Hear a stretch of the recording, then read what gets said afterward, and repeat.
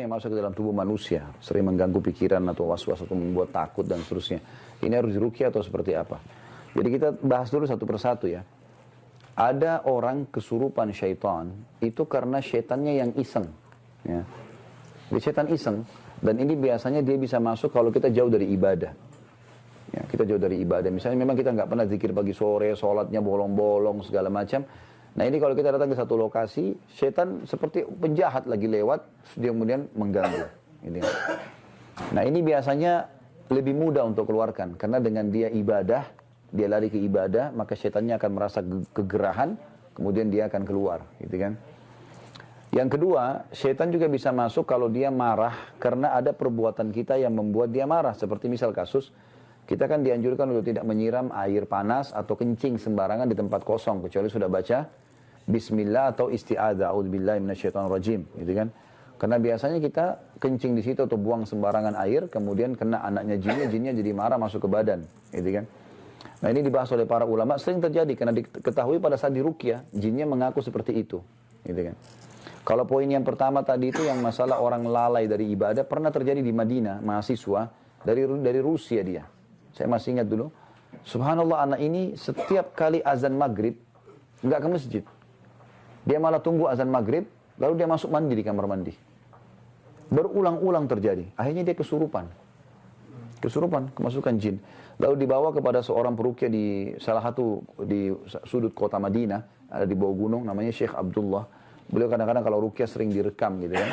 Maka dibawalah ke sana. Lalu waktu diruqyah, jinnya mengaku kalau orang ini selalu lalai.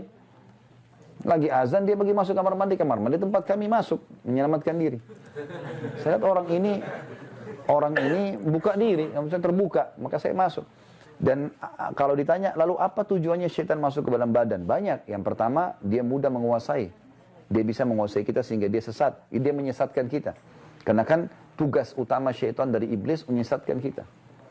Makanya kata Nabi SAW, kalau kalian sedang menguap, tahanlah.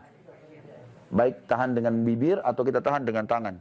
Karena kalau dia buka, maka syaitan akan masuk ke dalam tubuhnya dan menguasainya. Jadi bisa menguasai sebenarnya gitu kan. Apalagi kalau lagi sholat.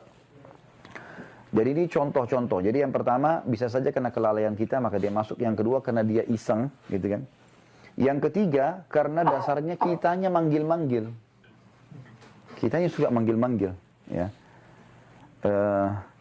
Ini biasanya orang yang kayak semua kasih sesajen di gunung-gunung, di gua, di lautan, lalu dia panggil-panggil, wahai penjaga gua, apalah penjaga gunung, panggil-panggil namanya. Nah ini biasa kena panggil-panggil, nanti dia bisa kesurupan, gitu kan, kesurupan. Yang keempat, dia ditransfer oleh orang lain, seperti tenaga dalam, ya. Itu biasanya kan syaratnya dimandiin malam hari, apalah dengan rujuk kembang, apalah segala macam ini, maka ditransfer syaitan itu, bahasanya di Indonesia biasa transfer aura. Padahal sebenarnya bukan transfer aura, itu tuh memang ada jin.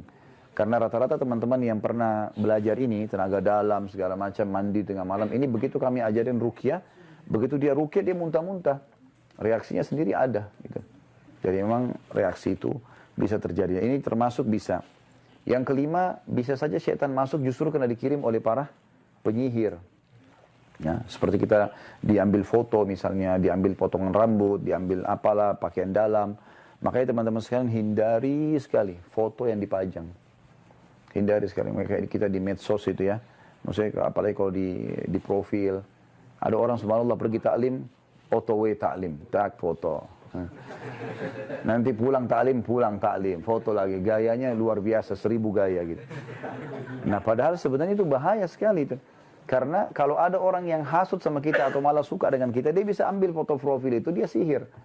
Sudah cukup untuk menjadi alat sihir. Nabi SAW pernah disihir oleh Lubab bin A'sam, orang Yahudi.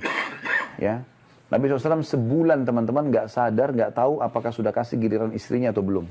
Sampai kadang-kadang istrinya ingatkan, ya Rasulullah belum Anda datang ke tempat kami. Seperti itulah.